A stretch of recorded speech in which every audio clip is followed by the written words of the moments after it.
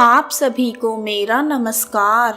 आज मैं आप सभी के समक्ष कार्तिक मास के महात्म्य का 20वां अध्याय प्रस्तुत कर रही हूँ। आइए शुरू करते हैं।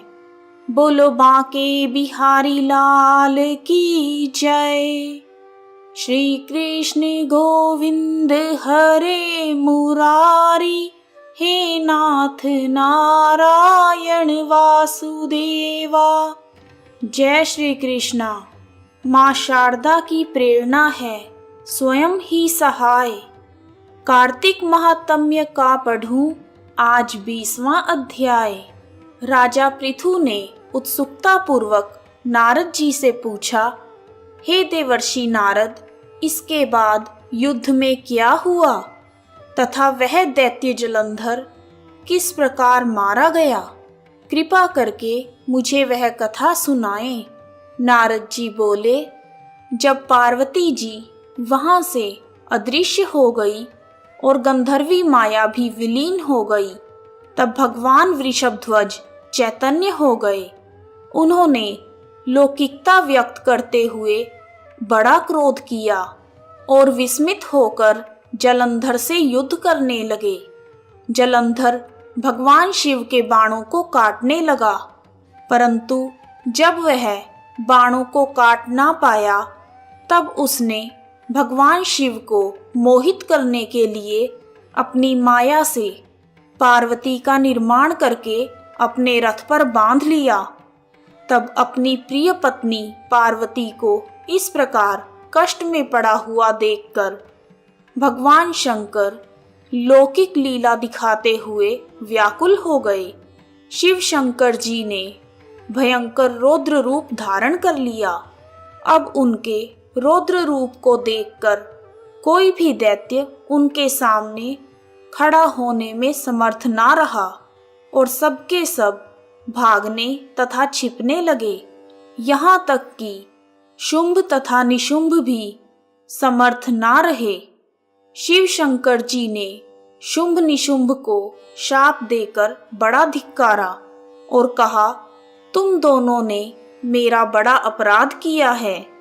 तुम युद्ध से भाग रहे हो।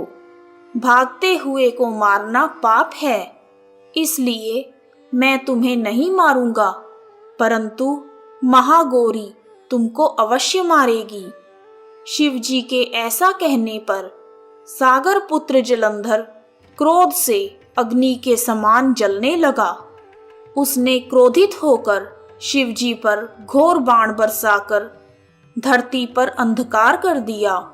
तब उस दैत्य की ऐसी चेष्टा देखकर शंकर भगवान बड़े क्रोधित हुए तथा उन्होंने अपने चरणांगुष्ठ से बनाए हुए सुदर्शन चक्र को चलाकर जलंधर का सर काट दिया। एक प्रचंड शब्द के साथ जलंधर का सिर पृथ्वी पर गिर पड़ा और अंजन पर्वत के समान उसके शरीर के 2 टुकड़े हो गए। उसके रुधिर से युद्ध भूमि व्याप्त हो गई।